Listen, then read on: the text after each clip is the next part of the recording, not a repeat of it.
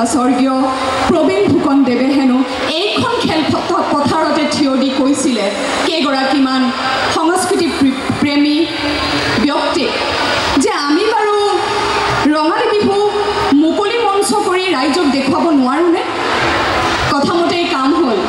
তৎক্ষণাৎ আলোচনা আৰু বিবেচনাৰ মাজতে কেইগৰাকীমান সংস্কৃতিবান ব্যক্তি পুৰুধা ব্যক্তিয়ে পোন প্ৰথমবাৰৰ বাবে আৰম্ভ কৰিলে অসমৰ প্ৰথমখন মঞ্চ বিহু গুৱাহাটী বিহু সন্মিলনী। 1952 চনৰ গৰু বিহু দিনাখন এই খেলপথাৰত আকাশত উৰিলে স্বৰ্গীয় নীপ বৰুৱাদেৱে অংকন কৰা আৰ্হিত বিহুৰ পতাকা আৰু আকাশে বতাহে গুঞ্জৰিত হ'ল স্বৰ্গীয় পুৰুষোত্তম দাসে সুৰ আৰু ৰচনা কৰা পতাকা অভিবাদন গীত শ্ৰীময় অসমী। গতিকে এই গুৱাহাটী বিহু সন্মিলনী কেৱল এক অনুষ্ঠান নহয়, ই এক ক্ৰমাগত বিপ্লৱ সূচনাৰ বাহক। প্ৰিয় দৰ্শক, 2025 চনৰ এই ঐতিহ্যমণ্ডিত গুৱাহাটী বিহু সন্মিলনীৰ অনুষ্ঠান তথা বিহু সম্ৰাজ্ঞী প্ৰতিযোগিতা উপভোগ কৰিবলৈ অহা সকলো মোৰ শ্ৰদ্ধাৰ বিহুবলীয়া ৰাইজক ৰঙালী বিহু আৰু অসমীয়া নৱবৰ্ষৰ আন্তৰিক শুভেচ্ছা জ্ঞাপন কৰিছোঁ। আপোনালোকে জানেনে এই মঞ্চত কোন চনত প্ৰথমবাৰৰ বাবে বিহু কুঁৱৰী প্ৰতিযোগিতা আৰম্ভ হৈছিল? জানেনে কোনোবাই? মই উদ্যোক্তাসকলক সোধা নাই, ৰাইজক সুধিছোঁ।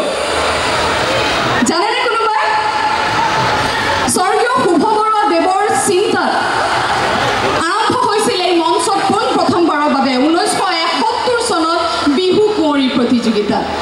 আৰু পৰৱৰ্তী কালত উদ্যোক্তাসকলৰ সিদ্ধান্তত গুৱাহাটী বিহু সন্মিলনীৰ দ্বাৰা এই মঞ্চতে আৰম্ভ হ'ল বিহুৰাণী আৰু বিহু সম্ৰাজ্ঞীৰ প্ৰতিযোগিতা।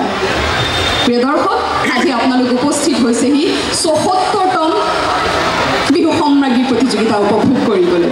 গতিকে পলম নকৰি মই এইখিনিতে নাম নল'লে আচলতে অপৰাধ হ'ব। মই সেই পুৰুধা ব্যক্তিসকলক মোৰ এই মঞ্চৰ পৰা শ্ৰদ্ধাঞ্জলি জ্ঞাপন কৰিব বিচাৰিছোঁ।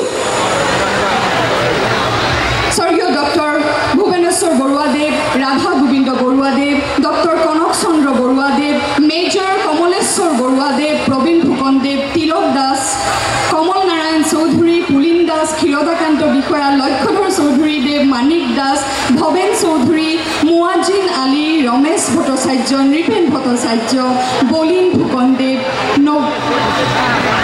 নবীন শৰ্মা, সুৰেন দাস, তমাল কুসুম দাস বাইদেউ, গৌৰী